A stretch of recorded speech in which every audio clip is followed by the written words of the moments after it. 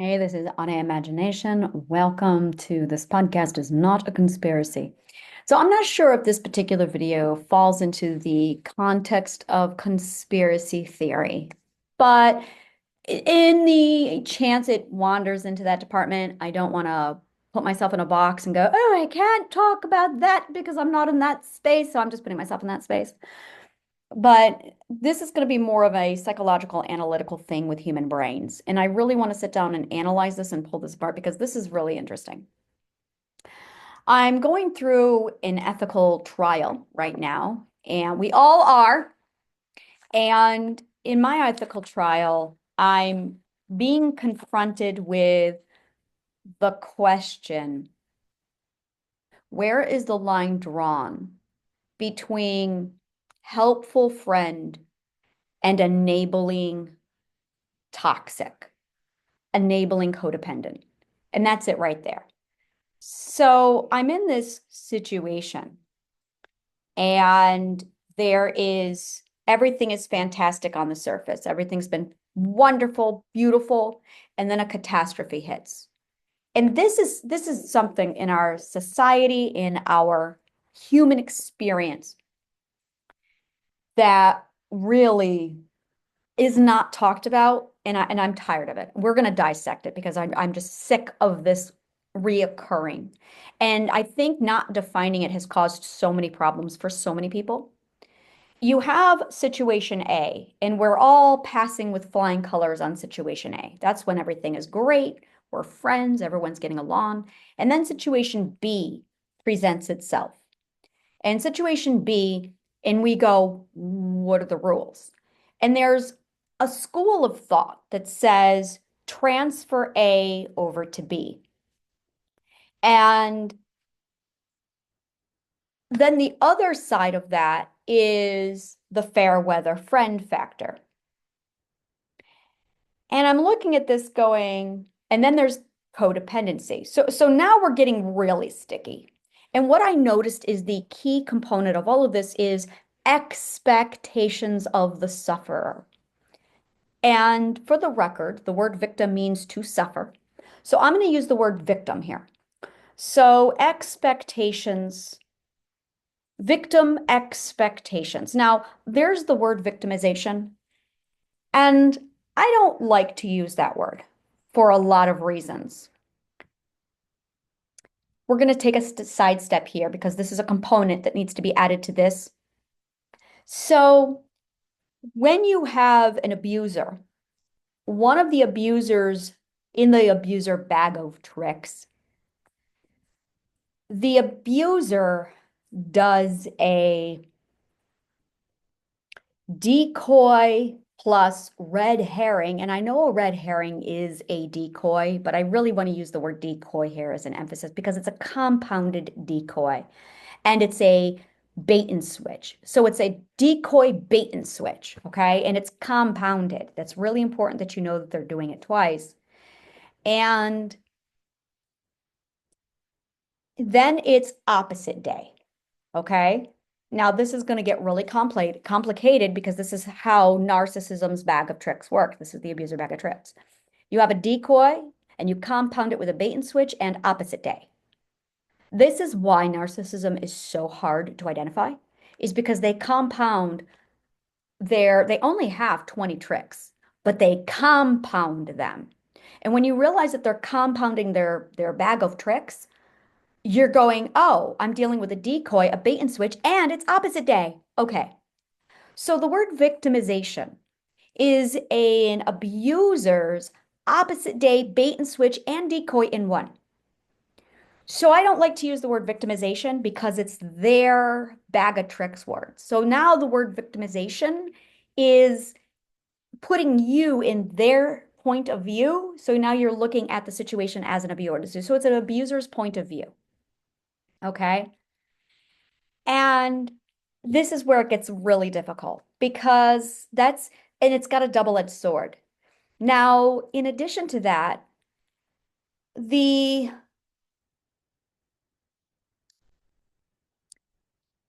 crying wolf, the crying wolf is the other thing going on.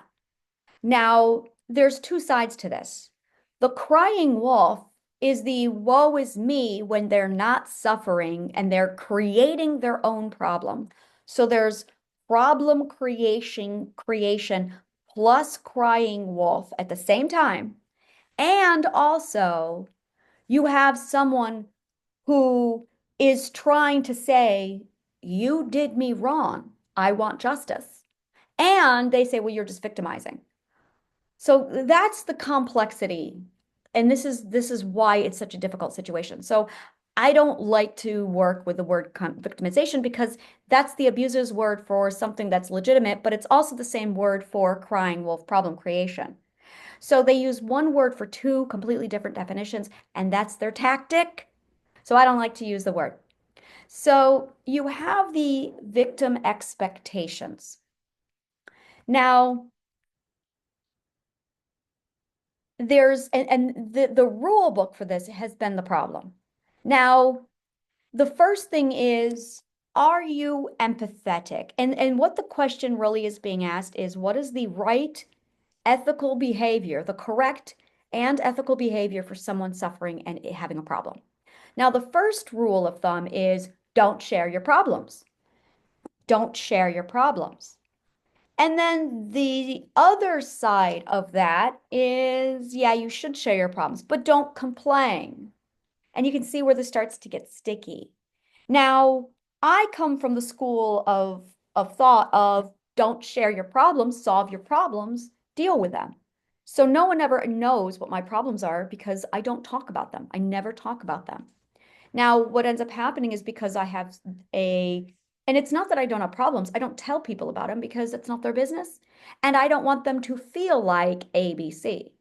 Now, the other side of this is the apology. I fucking hate the apology.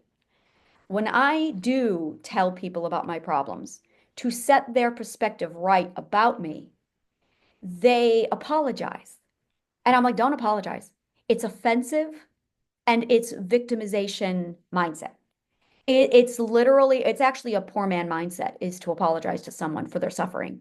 It is 100% abused mindset. And it is poverty mindset. I've done a lot of work on this. I'm not getting into it here, but I've got a whole I could write books on this topic and rip it apart. I'm not going to dissect it here. But apologizing to someone for their suffering is a poverty mindset. And that is part of the enabling, it's part of codependency, it's part of you've been taking care of a narcissist all your life, haven't you? That's what it is.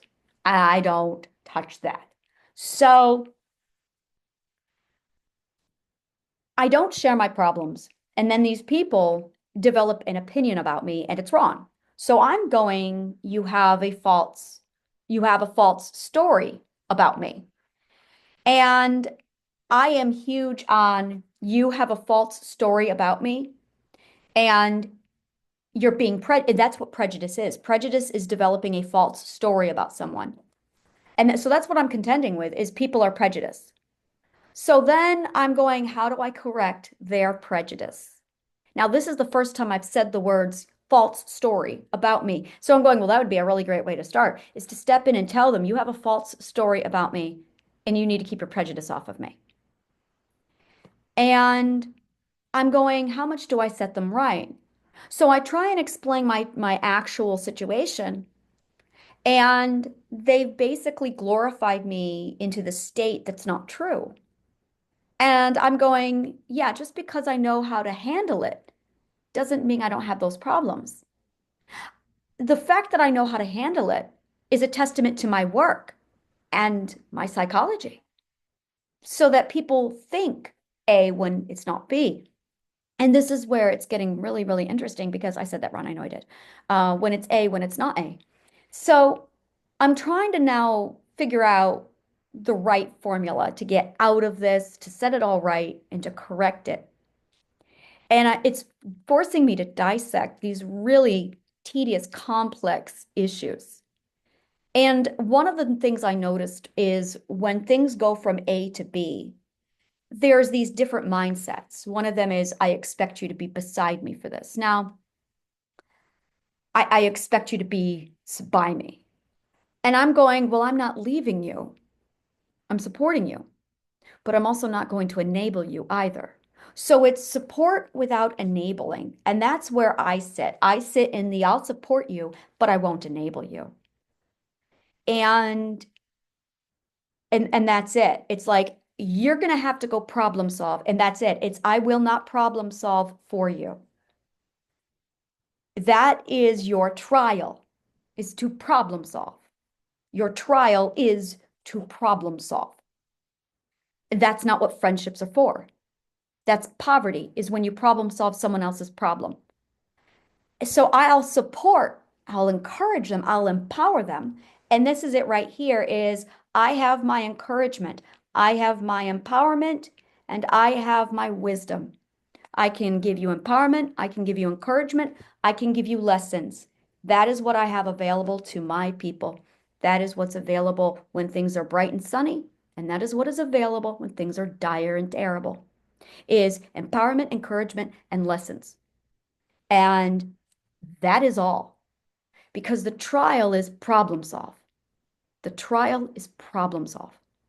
And the minute you cross over into, well, here, let me solve your problems for you, boom, enabling. Now you're toxic. Now you're in the world of narcissism.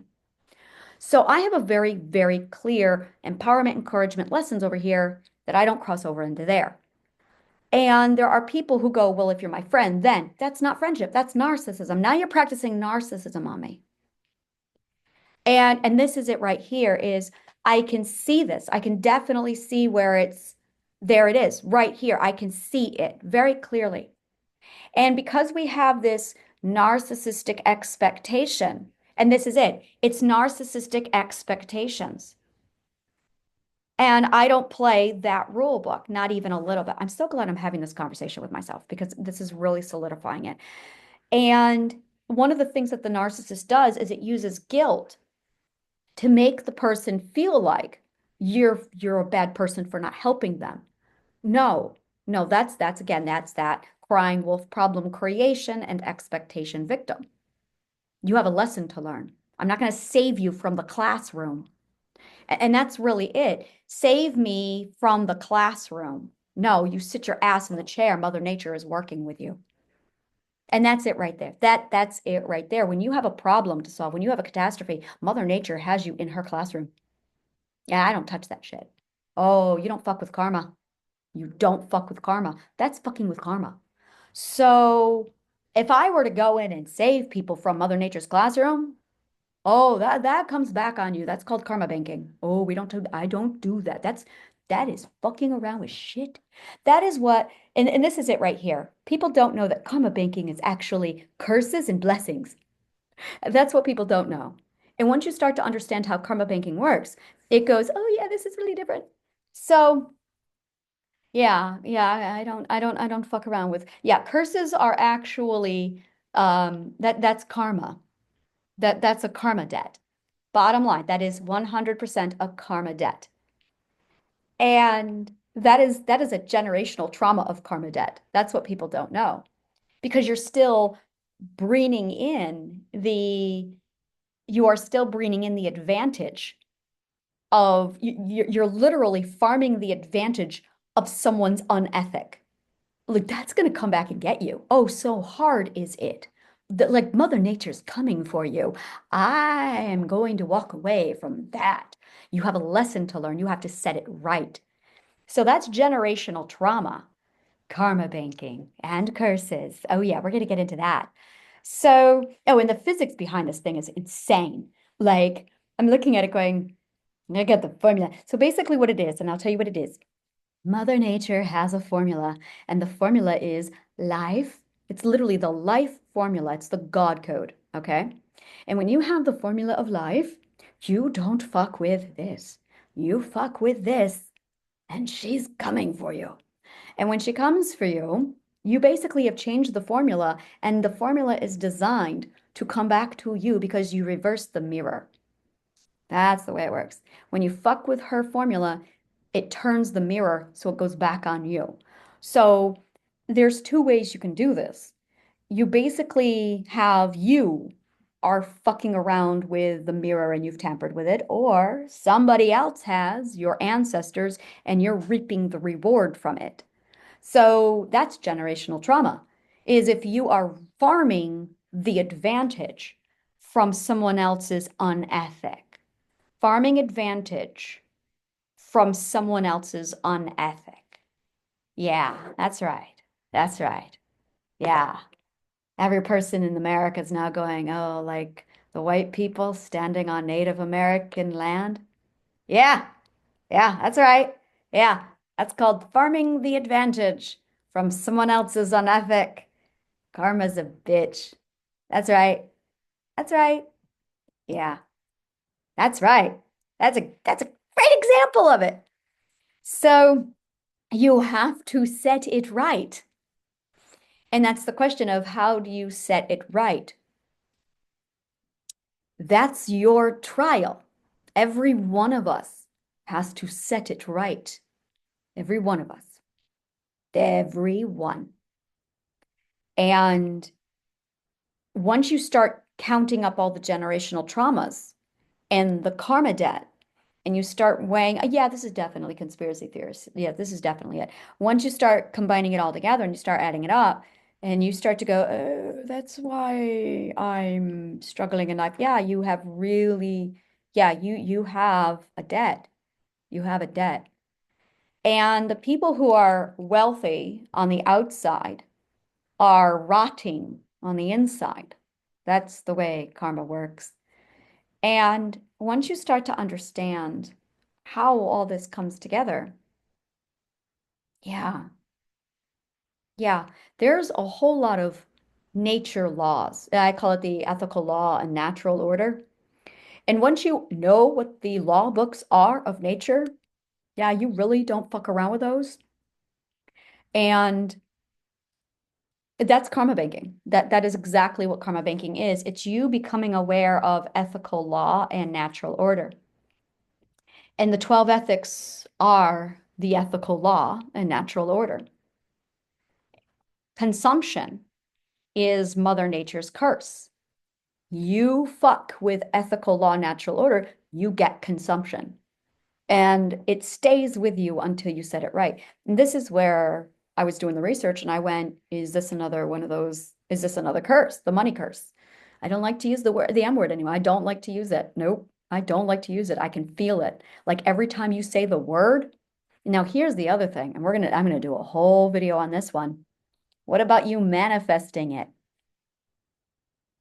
Yeah, I did that math. I went, and in my brain, I finished off the Monterey. I finished off that. I don't even like to say that word. I can hear it. Memory's curse. And I looked at it and I went, so if you're manifesting it,